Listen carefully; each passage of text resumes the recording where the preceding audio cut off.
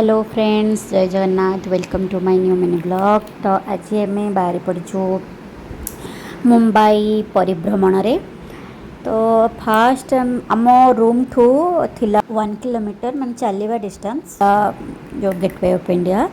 तापरे सेटा तो आम पर देखू कारण राति की लाइट शो होची, तो आम राति गले सब बेस्ट हम आम से भाविकी आम प्रथम चली जाइलु सिद्धिविनायक टेम्पल। देखो लाइन देखिकी आम मुंड पूरा गोल, माने एते लाइन में केमती जीवु, किंतु भगवान का दयारु आम आगु आगु जिते गलु तानिक धरिकी, माने एते भल लोक जड़े थिले। तो से कहले झील तुम छुआ को धरीच तो यही लाइन में जाओ हेरी भल दर्शन करदेव।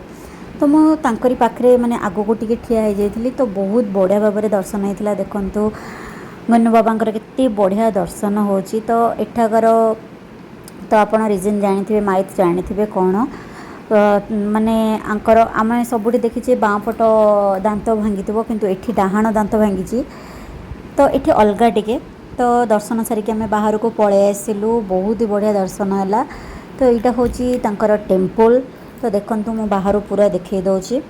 तो तापर आम ए गाड़ी आमर कैब पलि आसाला, तो आम कैब करी सबुआड़े जाऊँ। तो कैब करी आम जाऊँ रूम को। तो रूम पाखे जेहतु गेट ऑफ इंडिया था, मुझे आउ गोटे ब्लॉग देखा। टाटा बाय बाय, जय जगन्नाथ।